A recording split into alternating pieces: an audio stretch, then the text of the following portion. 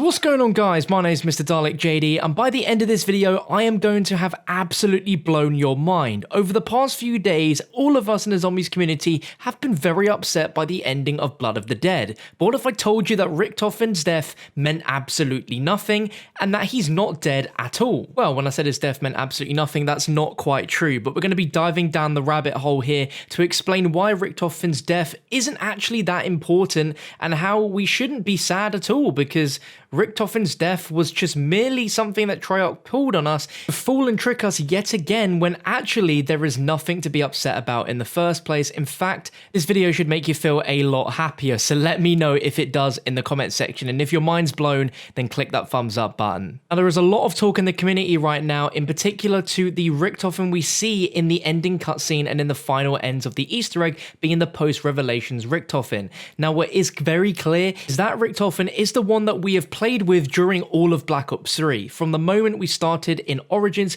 all the way up to Revelations and the ending of that map, this is the Richtofen that we played with and we've experienced with. He's been in through all of those maps and has gone with the crew in the story that we've known. Why we know exactly it's him is because of this scar on his face. Now, this is something I pointed out in a video all the way back in July when breaking down the Blood of the Dead intro cutscene, and something I noticed which was a significant change. The Richtofen that dies in Blood of the Dead does not possess this scar, which means the Richtofen that dies in Blood of the Dead is not actually the real Primus Richtofen. Therefore, his death isn't really the big all and end all that everyone's saying it is, because it's not really Primus Richtofen. Now, the more that you play Blood of the Dead, you experience the headspace that all of the characters are in. This Richtofen is very different in the behavior that he was exerting throughout all of Black Ops 3. One noticeable change is the fact that this Richtofen uses a lot more German words than he's ever done before. Aside from that, his characteristics are completely different to the characteristics we've come to expect from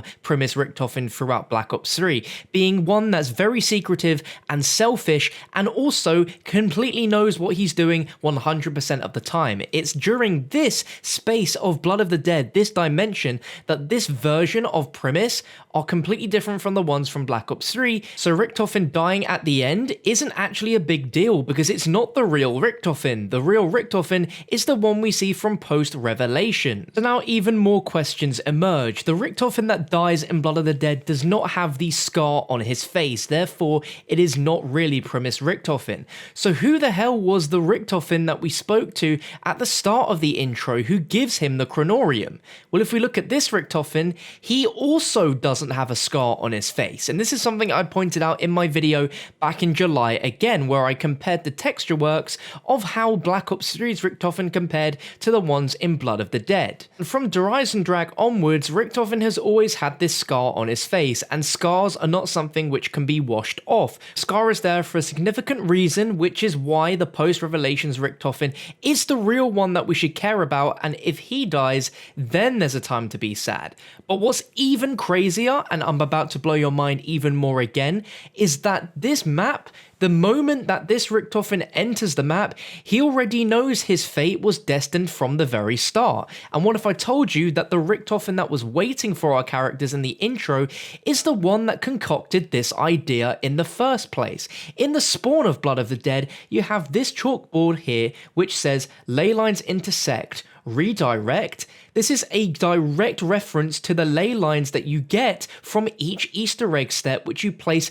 on the map, which it directs all of the energy to the cryostasis chamber in the lab. All the ley lines converge on the central hub, which is this machine. You see the diagrams of the top of the machine and the actual tanks of blood which get filled at the end of the Easter egg. He even acknowledges that this can be used as a power source and it has no failsafe, so once it's been used, the person that's using it is completely dead. To make things even more confusing, back in July I pointed out that the Richtofen that we meet that's waiting for us in Blood of the Dead's intro cutscene not only does not have a scar, but he also has no blood on his hands, meaning that he didn't kill Maxis in Origins. So this Richtofen that we see at the start of the game is a completely different one who's not gone through any of the events that should happen in order for him to eventually get to Blood of the Dead. dead. So when our premise crew that we're playing as teleport from Zetsubou no Shima, already everything's off, which is why things go so south.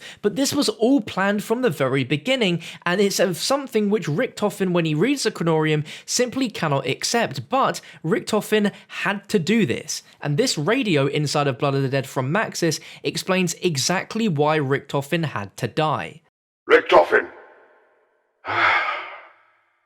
I now believe that either you have been killed or you are currently trapped in a pocket dimension.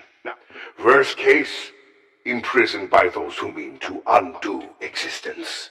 In the off chance that you are still on the move, I may have a solution.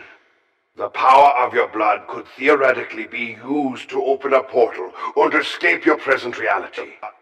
If you can direct and focus enough energy through your blood, you may be able to tear a hole through the ether and step through.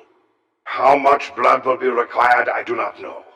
But given the concentration of ether in your veins, it's likely best to not overdo it.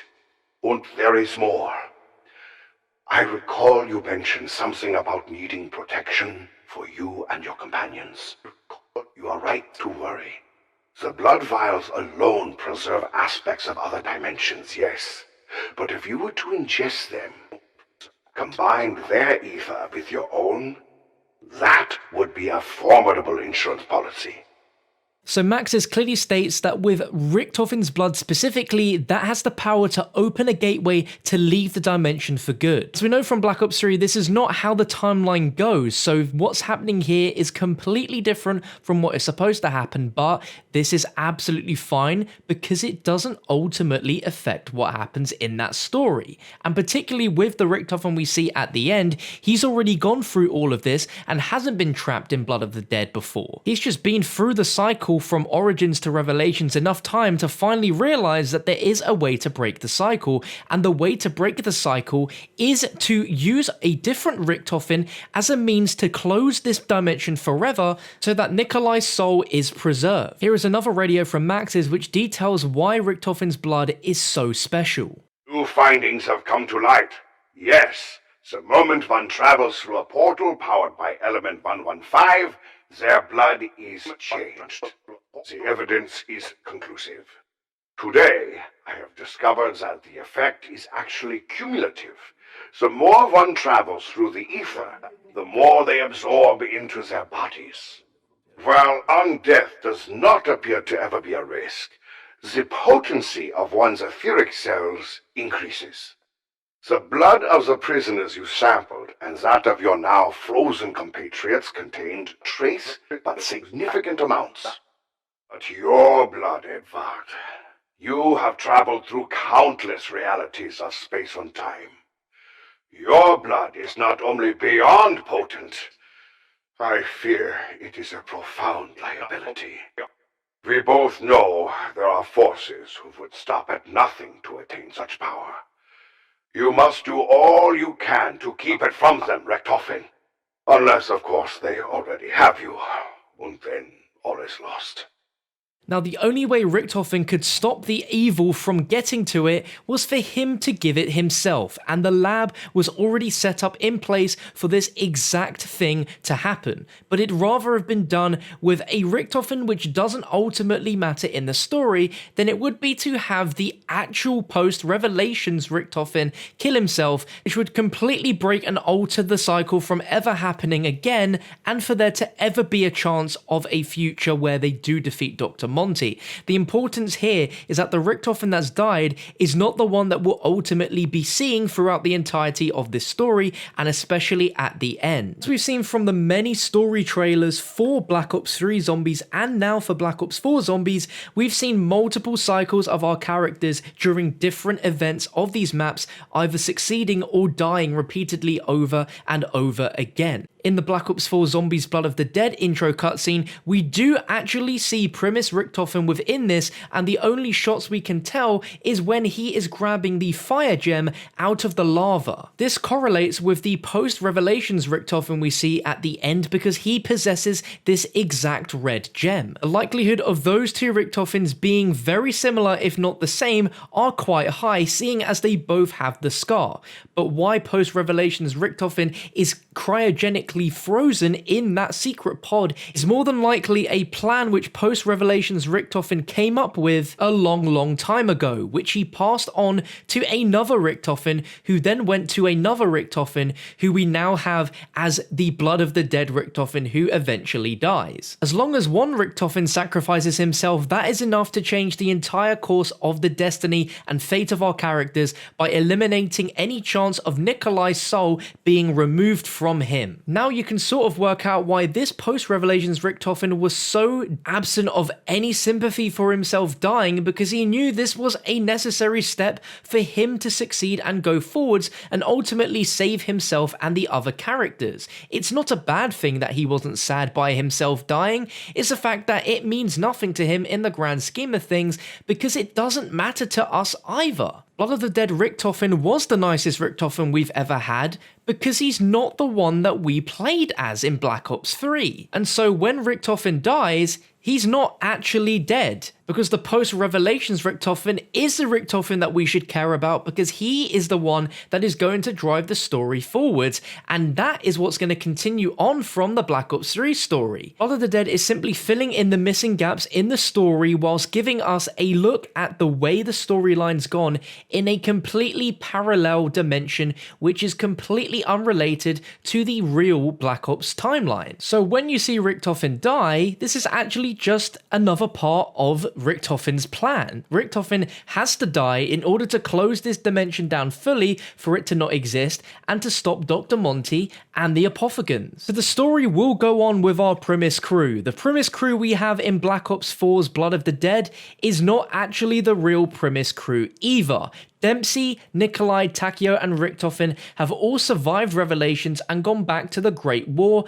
and from one cipher from Revelations, we know that at some point Primus are actually going to be at the cusps of failure, with Dempsey being the only one still alive. So there we go, a Richtofen from a completely parallel dimension created another version of the lab specifically to kill another version of himself in order for the real Primus version and stop another version of himself for repeating the events of Gorod Krovi and Revelations, essentially breaking the cycle so that they finally have a chance to change the events that have been so long ago been fixed in the timeline. Without the other Richtofen's death in Blood of the Dead, the Primus crew past Revelations would have no chance of ever stopping themselves from the events that lead to Revelations. This was a necessary step in the overall plans to overthrow Monty, who we now learn is very evil. Hopefully your mind has been blown by this video, and at this point you're actually a bit relieved that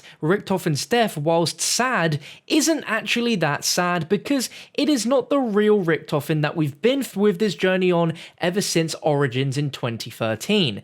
This is only just another one of several different versions of the crew that we see throughout the timeline. By all means, you can still be sad by the ending because I was shocked just as much as you were, but I even theorized back in July that Richtofen might die in Blood of the Dead because of all of the things leading up to this map, including the name of the map, the intro cutscene and everything mentioned in there, as well as why it would just make sense, and also all of the Treyarch hints that they've thrown at us over the last few years. So Richtofen really isn't dead, and Treyarch has just pulled another blinder on us just to get the emotional reaction, and they got it, man. They got us hard. But this is Treyarch, and everything they do is for a reason, and Richtofen's death was not actually his real death. I hope you guys are a bit more relieved now, because I'm sure as heck am as well now that I've explained this. I've had such a ball making this video and bringing it to you. I know you may have heard this idea from a few people, but this is something that I had the idea of ever since I saw that post-Revelations Richtofen in the cutscene, because I noticed the difference with the scar on his face ever since the intro that got released for Blood of the Dead back in July. If this video blew your mind, please leave a like rating on it, let me know your thoughts on it down below in the comments section, and make sure to subscribe with notifications turned on for more zombie lore videos like this one. You can also check out my brand new Richtofen's tribute posters, which I'm selling at my website MrDalekJD.com. They're a great poster which pretty much resembles everything that Richtofen has been through on this journey leading up to how we experienced his death. And whilst it's not really his death, it's still a beautiful poster nonetheless, and I highly advise you guys to check it out. But thank you for watching, and I'll catch you in the next one.